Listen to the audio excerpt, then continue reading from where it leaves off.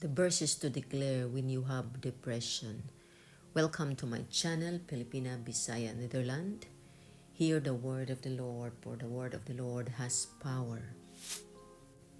Deuteronomy chapter 31 verse 8.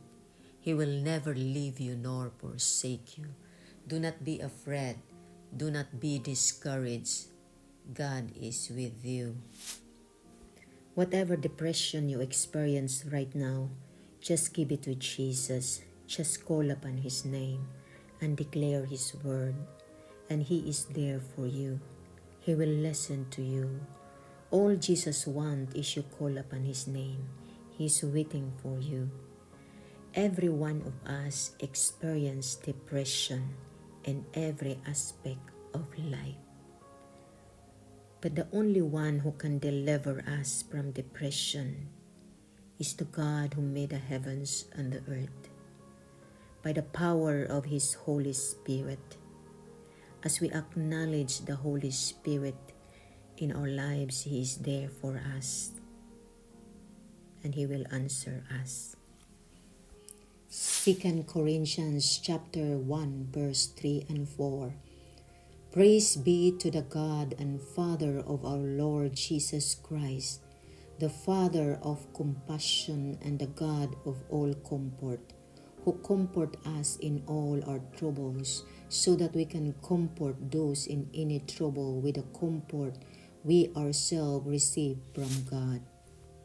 The Holy Spirit is our comforter, who comfort us. Just acknowledge Him. Isaiah chapter 41 verse 10. So do not fear, for I am with you. For I am your God. I will strengthen you and help you.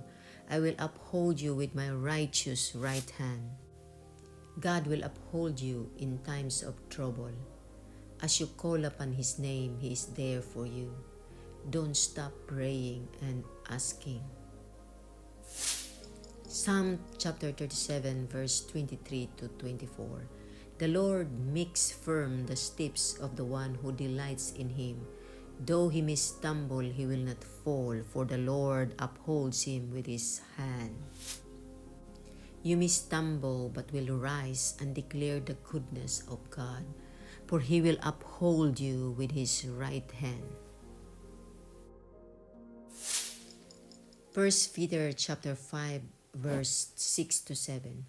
Humble yourselves, therefore, under God's mighty hand, that He may lift you up in due time. Cast all your anxiety on Him, because He cares for you. Give all your anxiety, worry, and all to our Heavenly Father who gives us life. Psalm chapter 34 verse 17. The righteous cry out, and the Lord hears them. He delivered them from all their troubles. For the righteous cry, God hear us and deliver us. Psalm chapter 32 verse 10. Many are the woes of the wicked, but the Lord's unfailing love surrounds the one who trusts in Him. Jesus' love will surround us. That is His promise. Romans chapter 8 verse 38 to 39. For I am convinced that neither death nor life, neither angels nor demons, neither the present nor the future, nor any powers, neither height nor depth, nor anything else in all creation will be able to separate us from the love of God that is in Christ Jesus our Lord.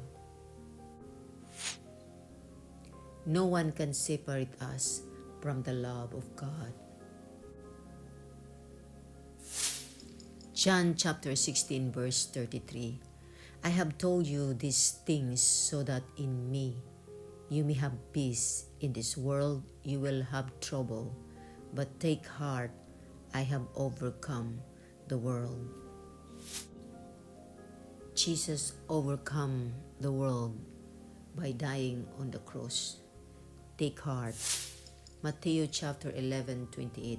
Come to me, all who labors, and I will give you rest. Hear our prayer.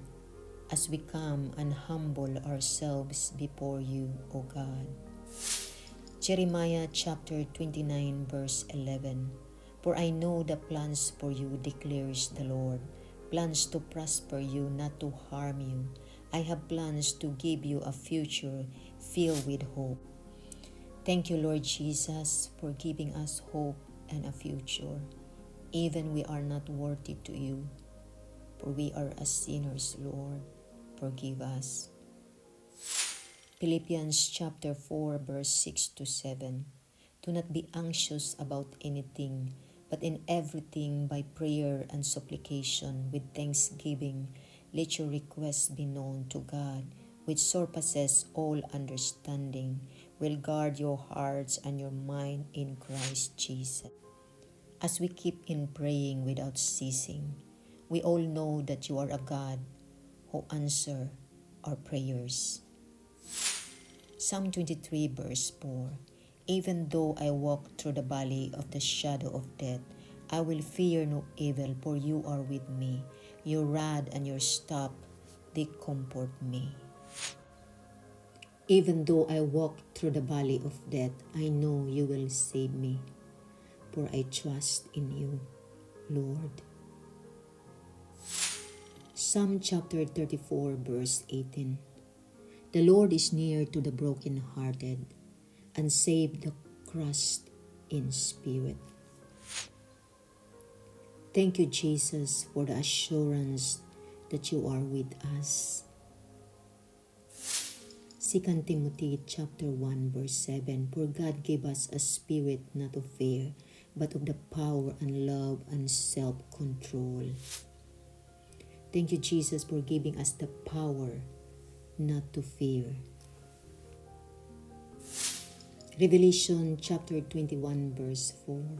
He will wipe away every tear from their eyes, and death shall be no more. Neither shall there be mourning, nor crying, nor pain anymore, for the former things have passed away. All our sins will pass away, and He will never remember. Thank you, Jesus. John 10:10. The thief comes only to steal and kill and destroy. I have come that they may have life and have it abundantly. Thank you, Jesus, for giving us life in abundance. We give you praise. Isaiah chapter 26 verse 3. You keep him in perfect peace whose mind is stayed on you because he trusts in you. In you, Lord, we have perfect peace, joy, and love. Romans chapter 15 verse 13. May the God of hope fill you with joy and peace in believing, so that by the power of the Holy Spirit you may abound in hope.